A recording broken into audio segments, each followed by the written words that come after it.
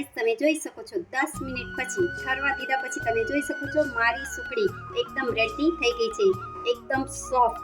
જો તમે પણ આવી રીતના પરફેક્ટ માપથી સુખડી બનાવશો તો તમારી પણ સુખડી એકદમ આવી સરસ સોફ્ટ બનશે. હેલો ગાઈસ, મારા ન્યૂ બ્લોગમાં તમારા બધાનું સ્વાગત છે. તો આજે આપણે બનાવવા જઈ રહ્યા છીએ ઇન્ડિયન સ્વીટ ડીશ અને એ છે સુખડી. હા, ફક્ત 3 જ વસ્તુથી તૈયાર થતી એકદમ સરસ સુખડી, પણ પરફેક્ટ માપ સાથે જો આપણે સુખડી બનાવીએ તો સુખડી એકદમ આપણી સરસ સોફ્ટ થાય છે. તો તમને બધાને પણ જો પરફેક્ટ માપ સાથે સુખડી કેવી રીતના તૈયાર થાય છે એ જોવી હોય તો મારા વિડીયોને સ્કીપ કરતા નહીં. તો ચલો સ્ટાર્ટ કરીએ આપણે સુખડી કેવી રીતના બનાવવાની છે અને એનું માપ શું છે. આ આપણી સુખડીનું માપ છે.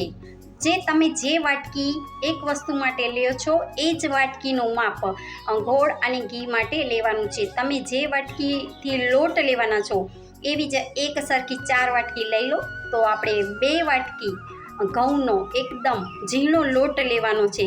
એનાથી આપણી ગોળ પાપડી એકદમ સરસ થાય, સોફ્ટ થાય. એટલે જેટલું લોટ લીધું એના કરતાં અડધો ગોળ લેવાનો છે અને એના કરતાં અડધું ઘી. એટલે 1 વાટકી ઘી છે, 1 વાટકી ગોળ છે અને 2 વાટકી આપણી લોટની છે. તો ચાલો ચાલુ કરી દીધી છે. અને એકદમ આપણે જાડી કડાઈ લેવાની છે, સમજ્યા તમે, જેનાથી આપણો લોટ બળે નહીં, કારણ કે લોટ હોય ઝીણો. તો ચાલો સૌ પ્રથમ આપણે એની અંદર ઘી એડ કરવાનું છે.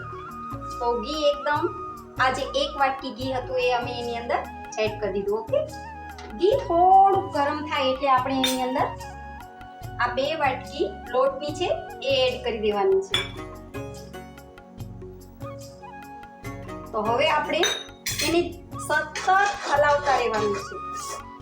ધીમા તાપે આપણે એને સતત હલાવતા રહેવાનું છે, જેનાથી આપણો લોટ બળી ન જાય.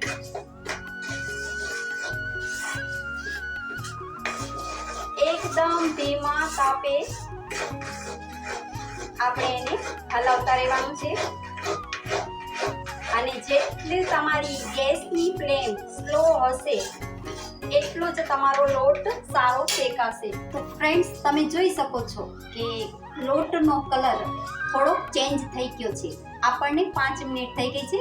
હજી આપણે એને 5 મિનિટ સુધી શેકાવા દેવાનો છે. તમે જોઈ શકો છો કે લોટનો કલર બિલકુલ આપણો લોટ શેકાઈ ગયો છે. તમે જોઈ શકો છો કે આ બિલકુલ બ્રાઉન થઈ ગયો છે. હવે આપણે ગેસની ફ્લેમને બંધ કરી દેવાની છે.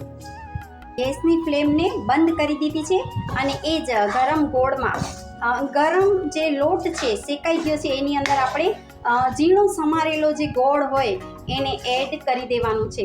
અને સતત આપણે આવી રીતના હલાવતું રહેવાનું છે કે ગોળ લોટ સાથે મિક્સ થઈ જાય અને મેલ્ટ થઈ જાય. બસ હવે આપણી એક જ પ્રોસેસ બાકી રહી છે કે આપણે જે થાળીમાં ઘી લગાવીને મૂક્યું છે એનામાં આ સુખડી પાથરી દેવાની છે. એટલે આપણી સુખડી તૈયાર. આપણે આ થાળી પહેલેથી તૈયાર કરી રાખી છે ઘી લગાવીને. ગાઈસ, આપણી સુખડી તૈયાર થઈ ગઈ છે. આપણે એને થાળી